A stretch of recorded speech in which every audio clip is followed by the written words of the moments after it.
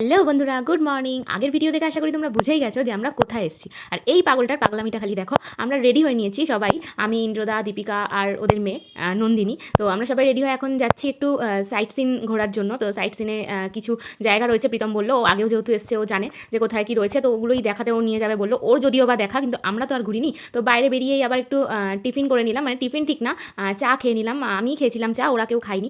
তো আমি একটু চা খোরাচ্ছি, বাইরে বেরোলে চা খেতে আমার একটু ইচ্ছা করে। তারপরে একটা টোটো রিজার্ভ করে নিয়েছিলাম আমরা। আর এখানে গেলে কিন্তু অবশ্যই তোমরা বুঝে শুনে টোটো রিজার্ভ করবে, কারণ যে যেমন পারে তেমন আর কি চার্জ করে। তো আমরা অনেক বুঝে শুনে অনেক জায়গায় জিজ্ঞেস করে তারপরে একটা টোটো রিজার্ভ করেছিলাম। তো উনি আমাদের 3টে মন্দির আর দুটো বিচ আর কি ঘুরিয়ে দেখাবে। তো একটা মন্দিরে আমরা চলে এসেছি। আর এই মন্দিরের একটা বিশেষত্ব রয়েছে, সেটা হচ্ছে এই মন্দিরের যে ভগবান আছে তাকে নাকি প্রতিদিন গাড়িতে করে নিয়ে যাওয়া হয়, আর প্রতিদিনই নিয়ে আসা হয় ভক্তদের দর্শনের জন্য।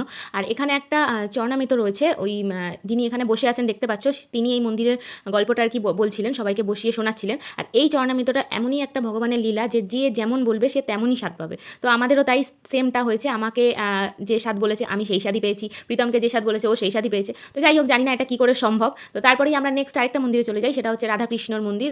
গোপাল আছে, রাধাকৃষ্ণ আছে। এই মন্দিরটার ভেতরে যেহেতু ভিডিও অ্যালাউ ছিল না, তাই আমি ভেতরে ঢুকে কোনো ভিডিও করতে পারিনি। তারপরে ওখান থেকে আমরা বেরিয়ে যাই। তারপরে আমরা চলে আসি একটা মহাদেবের মন্দিরে। দেখো, সব মন্দিরের নাম জানা তো আমার পক্ষে সম্ভব না, মানে হয়তো বলেছে আমি ভুলে গেছি, আমার মনে নেই, কিন্তু এই মন্দিরটার নাম আমার মনে আছে, সেটা হচ্ছে চন্দনেশ্বর মন্দির। তো এখানে গিয়ে আমরা দুজন মিলে ভালোভাবে মহাদেবের পুজো দিই।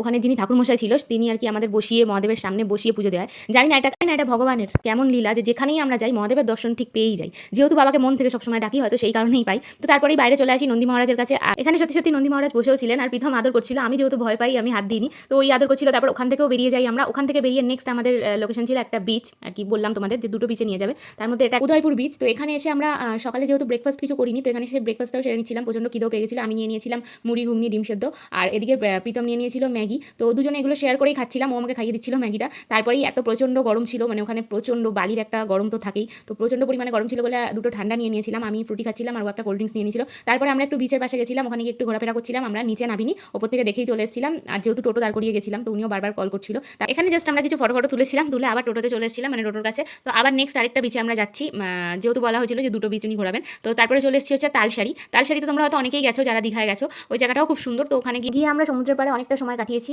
ওখানে খুব ভালো লাগছিল।